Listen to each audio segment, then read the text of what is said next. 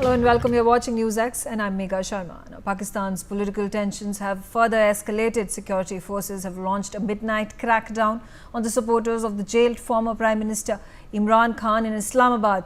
Protesters gathered near D-Chowk, which is close to the key government institutions like the Parliament and the Supreme Court. They demanded Imran Khan's release. The situation spiraled into violent clashes, leaving 6 security personnel dead and dozens injured. Scenes of chaos unfolded as tear gas was fired and protesters scaled barricades made of shipping containers. The police detained over 450 PTI protesters.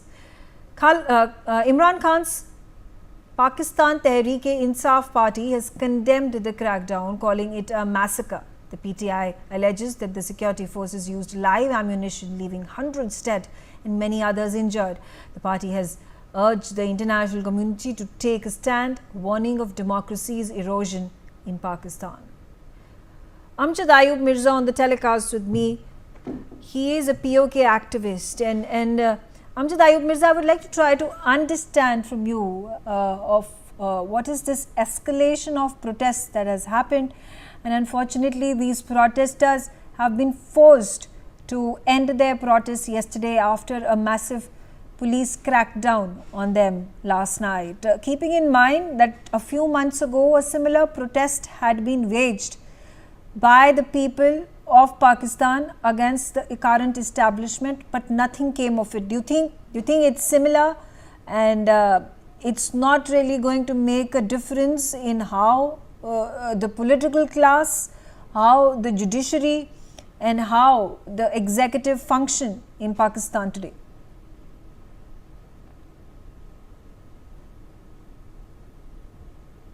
These protests that were held in Islamabad and the long march and the so-called Dharna, this is not part of a wider political movement. It is not a mass movement.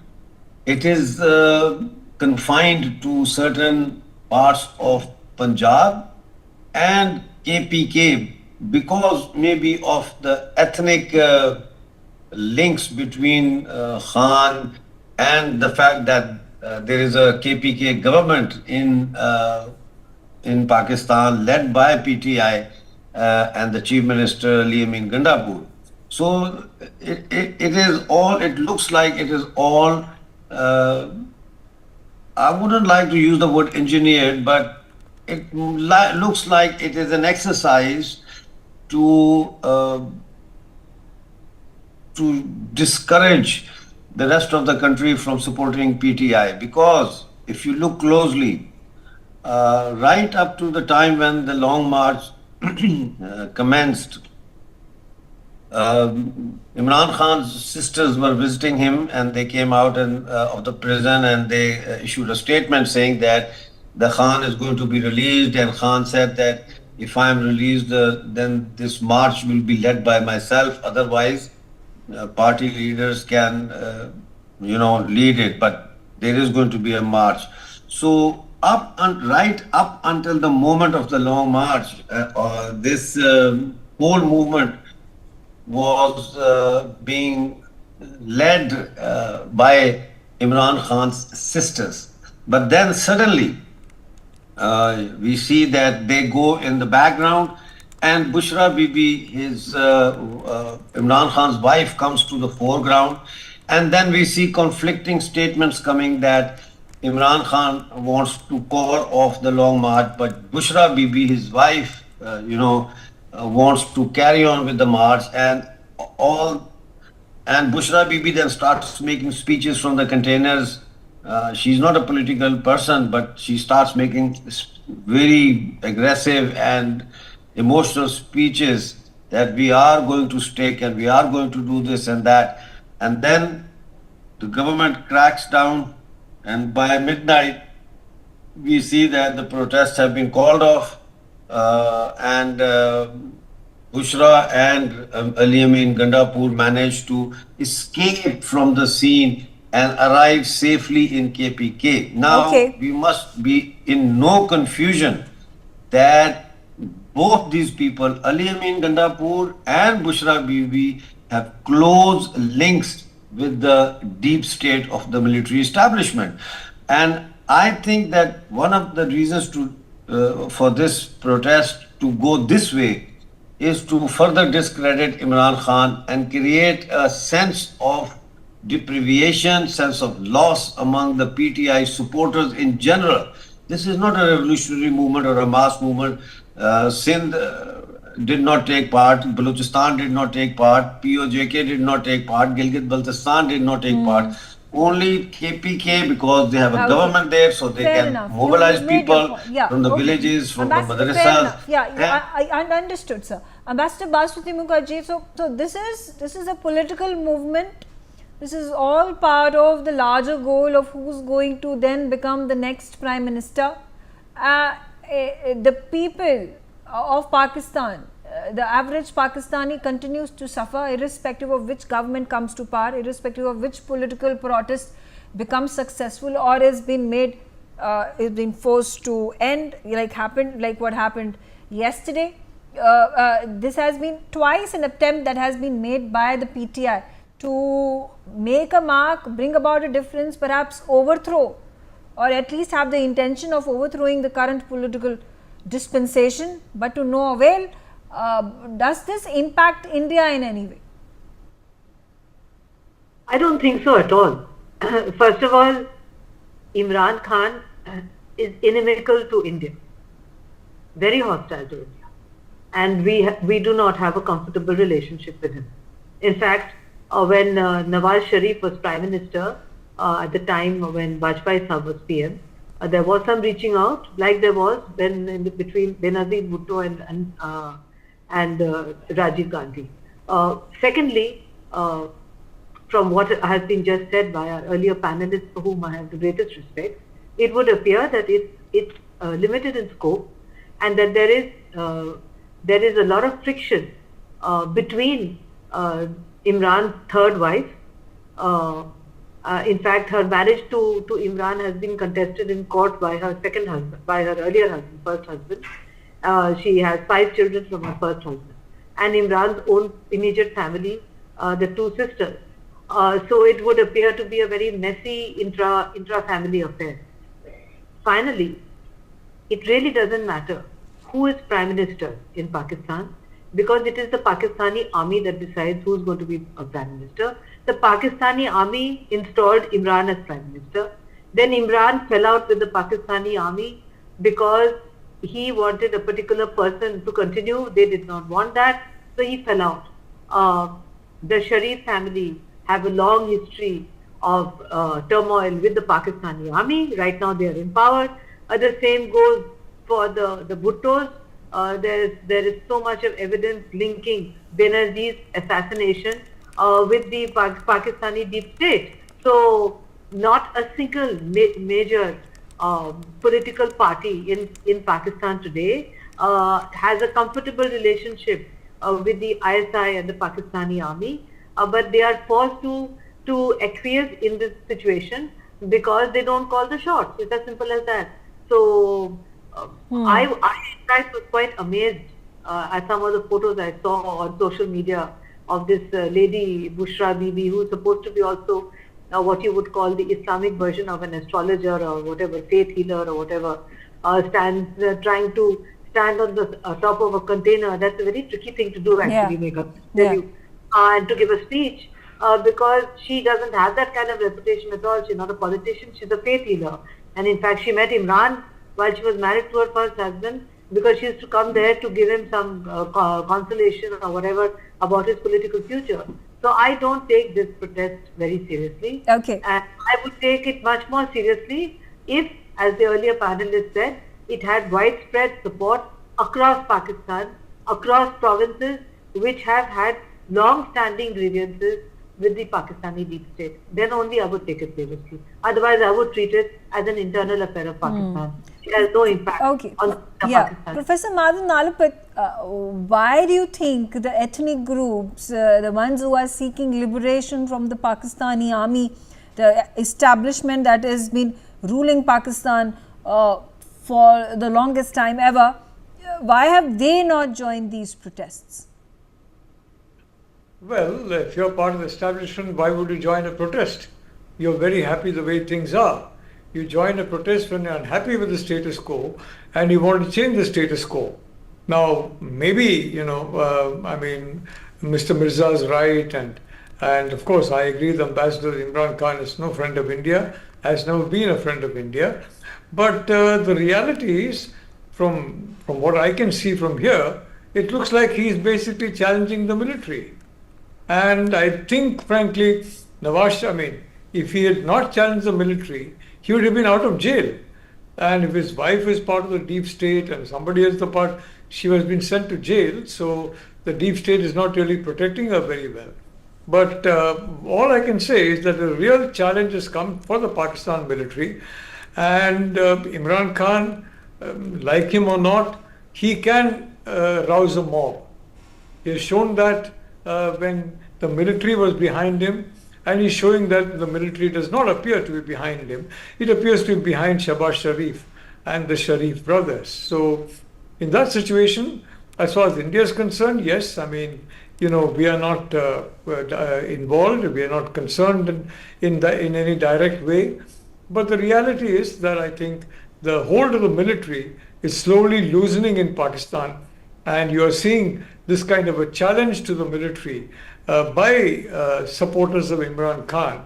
And as I would like to again repeat, if Imran Khan had basically compromised the military, he would be out of jail by now. May not be prime minister, but out of jail. Okay. And in exile, the way Nawaz Sharif went out of jail and went into exile.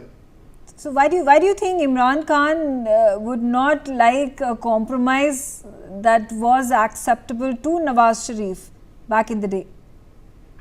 Well, I don't know. I think maybe I don't really know what's happening there, but I think probably Pakistan has changed. The army is no longer as popular or as effective as it was. Inside the army itself, there are very many supporters of Imran Khan, by the way. Very many supporters, especially at the junior levels. And in certain provinces, his hold is very strong. So I think Pakistan has changed since Nawaz Sharif was there. You remember Kargil. We had that famous bus ride and meeting Nawaz Sharif. And what happened? We lowered our guard in Kargil, and lo and behold, the Pakistan sent irregulars and regular soldiers and took over, and our troops at great sacrifice and great valor, they retook the mountain. So, quite frankly, I think this is a challenge to the military, and I don't know how far this challenge will go. The military is still, after all, a very powerful force. Okay. I don't think Imran Khan has compromised the military as yet. Thank you. Okay, all right. Also with me on the telecast is Major General Sudhakar ji, and the same question, Sudhakar ji, about if there is a momentum that is being brought in, and this is not for the first time that it has happened. Before the protests were clamped down, why are other ethnic groups that have been intimidated and forced to be put in the sidelines, the likes of Pashtuns, the Baloch, the Muhajirs, the Pakistan occupied Kashmir people, do they not think that aligning their interests with the PTI and its supporters is going to help them in somehow increasing pressure on the Pakistani army? Yeah, Megha, good evening. Thank you for getting me to your show. Compliments to all the previous esteemed and distinguished panelists. Very important question you have asked. There are no quick and ready-made answers of the responses, but I'll give you my perspective as I look at things. I tend to agree with what Professor Nalapat has said. Today, the Pakistan army is not what it is to be 5 or 10 years back. There is a very strong, discernible fault line which has emerged in past 3 to 4 years. The army is divided between the senior officers, the middle rank officers, and the junior officers. Like the Ambassador Ma'am and so as Dr. Mirza and Professor Nalapat said, the junior lords, which forms the foundational lord of any organization. Incidentally, Pakistan Army is the sixth largest armed forces in the world. So it's quite a big army. It has got a huge arsenal of missiles and whatnot, and also the nuclear arsenals. So the junior lords are pro Imran Khan. And like in 21st century, Russia invaded Ukraine became a turning point in the global order, challenging the existence or the usage of the terminology of unipolarity. Similarly, in Pakistan, as per my study and research, I personally feel the biggest turning point in the history of Pakistan has been Imran Khan. He is the first man, first political leadership, first prime minister to have challenged the very existence of the deep state, that is the Pakistan Army and ISI, regardless of the risk he was undergoing. This is one point. Second point, anything that happens in Pakistan, to my understanding and reckoning, is driven by the external powers. Pakistan on its own today cannot undertake any activity. There are deep states within deep states. While we take that Pakistan's deep state is driven by army and the ISI, they are also driven by some external components which are based 7 seas across, maybe in the USA, maybe in some other country. For sake of confidentiality, it will be inappropriate on my part to pinpoint. But there is some force which is actually driving that. Third point, we need to see this last 2 months, crucial months. I was watching, I think Ambassador Ma made a very pertinent point. These 2 months are very crucial months. Anything that is happening, let's not read a small incident in isolation. There are many things which are happening relevant to it. The dots have to be joined. So when you join the dots, there is a bigger picture which is emerging. To the east we have Bangladesh, and further to the east we have Manipur. We know what is happening, and east of it is Myanmar, and to the west is Pakistan. Further to the west of Pakistan, we know what is happening in Afghanistan, and the common border they have is with the Iran. And today only there is a ceasefire agreement which has been floated. I believe it has been accepted by the relevant stakeholders, the Israel and also the Hezbollah. So if that happens, the focus of Israel or IDF is shifting to Hamas, and Ukraine war continues. That's saber-rattling stage of the nuclear weapons is over. Now it is the realistic kind of a challenge and threat which is emerging. So with this kind of a backdrop, when you look at what is happening in Pakistan, perhaps it has got a deeper meaning. And I, for one, as a student of geopolitics, security and strategy, I personally feel whatever is happening in Pakistan is for good for Pakistan. Okay. In the long term, this revolution is the only answer wherein it is going to shake up the deep state, to remove the deep state if at all possible, Okay, all and right. bring in some kind of sanity and rational. Fair enough. You've made your point. Okay, I'll ask these quick questions and I'll seek quick responses as well, because I'm just nearing the end of this discussion. Amjad Ayub Mirza, why is it difficult for the other ethnic groups who are fighting for their freedom and disintegration from Pakistan to support this protest? Well, they will not support this protest because if you talk about the Baloch, Imran Khan ignored the Baloch missing persons issue. They do not like Imran Khan, the Baloch liberation fighters or Marang Baloch or other Baloch. They have seen, the Kashmiris don't like Imran Khan because when he was in POJK, he refused to carry the Azad Kashmir flag. He just pushed the lady away who was trying to hand him over. So that footage is in the memory of the people. You see, this is not a revolution. Try to understand, when a country is sunk into an economic abyss, deep economic crisis, then different sections of the ruling class come up with their own proposals of how to get their combined ruling classes and the Riyasat, the state, out of this quagmire. And this is the main conflict between all these political parties. Imran Khan says, I can get Pakistan out of this.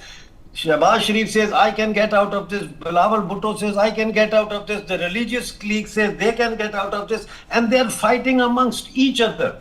This is only confined to Islamabad protest, it is not something that is like Bangladesh where people are out. That was totally different, although that was engineered as well, according to my analysis and understanding. But there was an undercurrent that united those people to come out in droves. Pakistan में ये नहीं हो रहा, पाकिस्तान के अंदर military खेल रही है.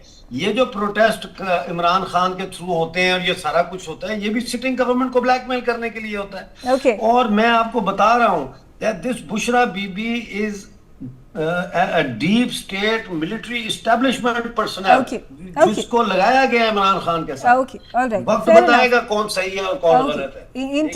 Interesting. Ambassador Mukherjee, now there were linkages that were drawn by Major General Sudhakarji over the developments that are taking place across the globe and particularly in the subcontinent, in India's neighborhood. Should India be wary of the situation worsening in Pakistan? We've just seen a few hours ago that the Belarus premier has arrived in Pakistan and met the Prime Minister of Pakistan. Belarus, again a long-standing friend of Russia that has been waging the war and supporting Russia with military aid and troops along the border against Ukraine. I don't think that we need to be concerned about Belarus reaching Islamabad at all. I would completely agree with the assessment which has been given that this is an internal matter right now, infighting going on in Pakistan, controlled by the deep state.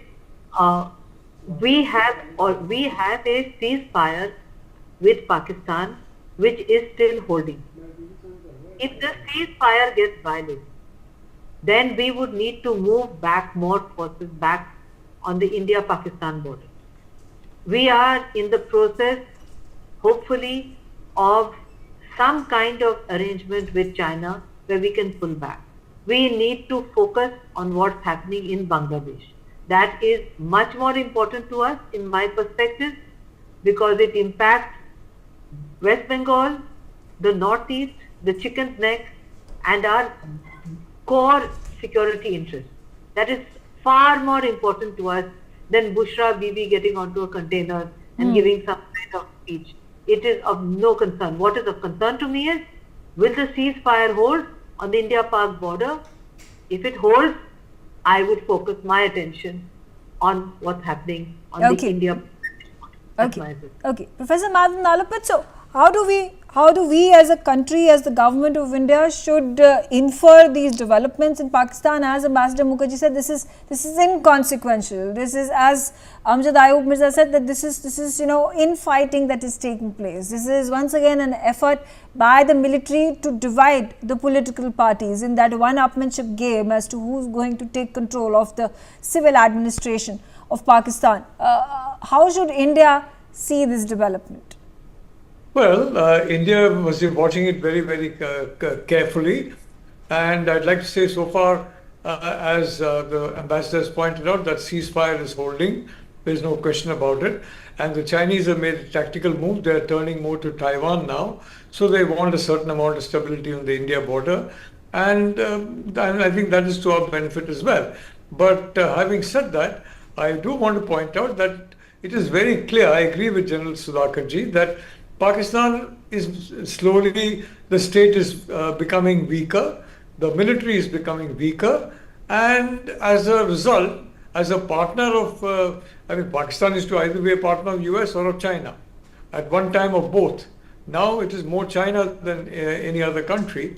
It's becoming more of less value as a partner, and that's among the reasons for ceasefire. Because the Pakistan army is in no condition, frankly, to challenge the Indian army on the Indo-Pak frontier. Okay. So that's one reason why you have a ceasefire. So I will again repeat, in my view, Imran Khan is not succumbing to the military.